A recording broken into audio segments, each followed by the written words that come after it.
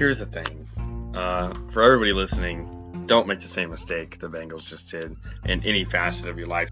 People are going to get hurt. It's the hockey season. And if they want to make the deep run to the playoffs, they're going to need players. And Ben Hutton's a good defenseman that can help. I don't think they will. If they don't have Anthony Davis, I'm saying it right now, if Anthony Davis is out for the playoffs, they don't make it out of the first round. I was very tempted to just put defense. What about the Jared Cook play on the sideline? And then Mason Crosby's 55-yard field goal or something like that. That was a good one. Come on, Austin and I've been saying this ever since Joe Burrow got injured. I just do not see Harden putting in the same amount of effort into each game. Yeah, I honestly believe that's why he hasn't won a championship yet. That's a perfect name. What you said, name brand players. Like, it's not the great value Target brand toilet paper or whatever. It's the Charmin Ultra Strong. I swear we didn't script that. Fultz is injured and he really hasn't lived up to the potential of being the number one overall pick when he was selected by the Sixers. Like you said, Ovechkin, he's getting older. He hasn't been playing as well as I imagined. He's one of the greatest goal scorers of all time, but he hasn't started off this season as hot as I would hope. How is Joe Burrow going to get the ball to them if his butt is already on the ground when he finally decides who to throw to? I don't really think the Dodgers are going to make the World Series this year. I feel like they'll make it to the NLCS. And then I want to talk about the Fernando Tatis extension because that really surprised me. Because he's so young. You see the Chiefs beefing up their O-line, and then you have the Buccaneers beefing up their defensive line. Ingrained in the life of Tom Brady and what winning actually looks like, I think will be a very good move for Bruce Arians and this Bucs organization. Hi, I'm Jeff Allen, and you're listening to Outsiders Opinions with Kevin and Austin. What's up, y'all? Welcome to our USFL Opinions of the Week. We're going to be doing what we did last week. We're going to review Week 3 and the scores, and then we're going to make some predictions like we did last time. Some of those predictions turned out right. I believe I said the Michigan Panthers were going to beat the Pittsburgh Maulers, and they did, and the Pittsburgh Maulers still have not won a game. Michigan beat them 24-0. Then the Generals beat the Philadelphia Stars 24-16. And then we have the Tampa Bay Bandits beating the Houston Gamblers 27-26, a close game. And then the Birmingham Stallions remain undefeated and are 20. They beat the other undefeated team at that time, the New Orleans Breakers. It was 22-13. Most of the games were close, except the Pittsburgh Maulers games, which just haven't been close. The Pittsburgh Maulers really seem to be in a bad spot. Yeah, wow, I don't. It's been a tough start, and especially as an expansion franchise, because all of them are. You always know that there can be a lot of fluidity with how a team finishes the year and how they start the year. And right now, this far into the season, they still have no wins. 0-3 is a terrible start, and they're going to have to really turn it on if they want a chance of making the playoffs. Yeah, I definitely agree with you on that. They also were the team that cut a player because he wanted pizza instead of chicken salad, or was Caesar salad, chicken salad? It's chicken salad. Chicken salad, okay. So not really surprising given that information that they're not doing well on the football field, because they just didn't handle that situation well. But we can go to the first game. What stood out to you with the Tampa Bay Bandits and the Houston Gamblers?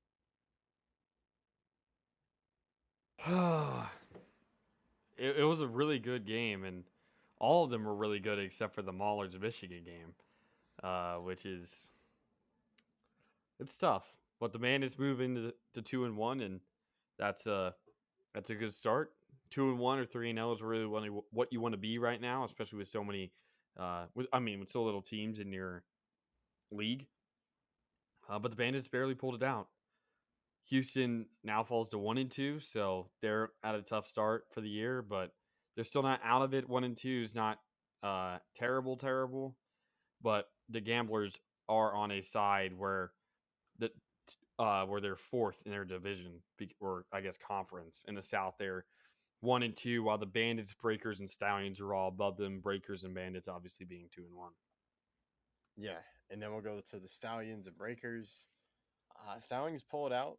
Breakers, I thought were going to win, but they didn't. Only scored 13 points. It was a scoreless first quarter. But I know you watched this game because your team. How did you feel about that?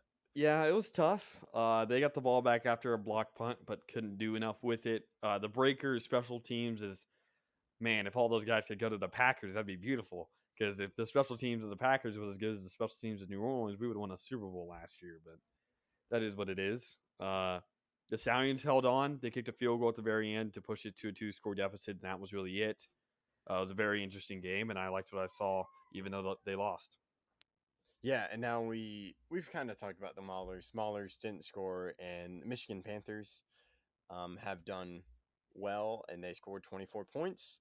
Um, Michigan Panthers coach is also Jeff Fisher, and I did not think he would do well, but he is doing well, and maybe we see him take up a spot in the NFL. We don't know, but or maybe he likes the USFL. We don't know.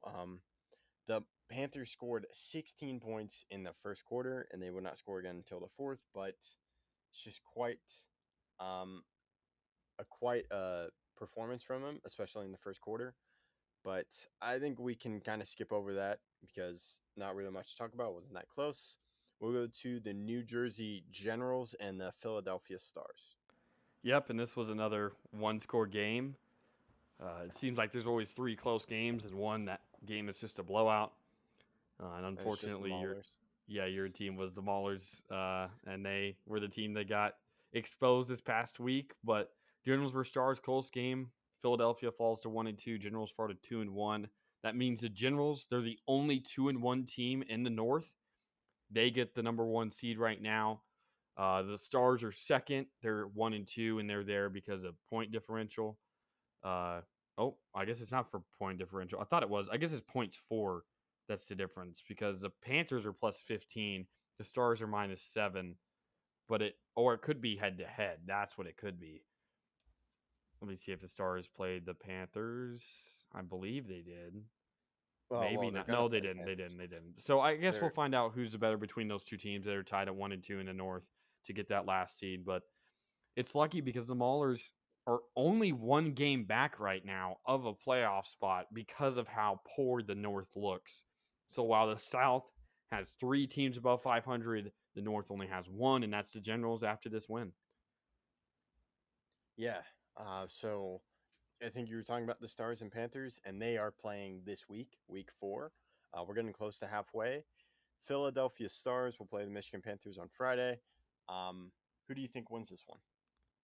Yeah, so I'm going to take the Stars. I think the Stars are the better team. I thought the Panthers were going to be really good this year, but the Panthers took advantage of the Maulers' uh, poor start to the season, and I think the Stars are good, but it could be really close. Both of these teams are going to be trying to claim second in their division, which is a playoff spot. So it's definitely going to be a big game, even though it's a little bit before halfway in the season. Yeah, I agree. I think the Stars win it as well. I think they're just a good team, and I'm not sure how the Michigan Panthers do. But maybe the Michigan Panthers win, then they're back at 500 because Jeff Fisher was the king of 500 in the NFL. But now I think we can move on to the first Saturday game, and that is the New Jersey Generals versus the Pittsburgh Maulers. I'm probably going to say the Generals are going to win this. The Maulers just seem to be on a terrible downturn, and the Generals are 2-1, and they are coming off a win. So I think they continue. They add on to their win total. Yeah, I don't know. The Maulers could be a team right now that just plays with utter desperation. But I'm gonna say the Generals win this one. I don't know if the Maulers have enough right now, and after they got destroyed by a team that was 0-2 like them. I don't know if they have enough of the gas to get any wins this year unless they play against a poor team. So I don't think the Generals are that since they're the head of the North. So I'm going to take Generals in this one.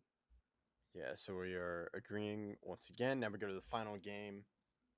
Or no, we have 2 more games. It's Tampa Bay Bandits versus the Birmingham Stallions, who are undefeated. I think Tampa Bay is going to pull off the upset and give Birmingham its first loss. Yeah, you got to stop agreeing with me. I also agree. I think Tampa with Jordan Ta'amu is going to break the Birmingham Stallions win streak of 3 games and start or continue the win streak of their season as they have now. That would be 2 straight games that they have won. Uh, and even though they did lose by 31 to the Breakers 2 weeks ago in week 2, I believe they've rebounded nicely, and every team's going to have a bad game or so. So, yeah, I agree. But now on to the last game. Yeah, and the first week is they're probably still adjusting how to do things, and good coaches have adjusted while the other coaches just haven't. And I would probably say that coach is the Pittsburgh Maulers coach. But we'll go to the final game, and that's the Houston Gamblers versus New Orleans Breakers. Yeah, I have the Breakers winning this one. I have to pick my team here. The Gamblers have looked good. They've only lost their games by a little bit of amount. Like, they're not getting destroyed. Their points for versus points against is 71-72. So they're -1, even though they're 1-2. So they're not a poor team. But the Breakers, their points for versus points against, they're 70-42. So they have a big win there, and I think that they win this game, and probably a close one as the Gamblers continue their skid, as they've already lost 2 straight. This would be 3 straight. You and I will not disagree this episode because I agree. Breakers are going to win. I think they're a really good team, and maybe I just don't like Houston.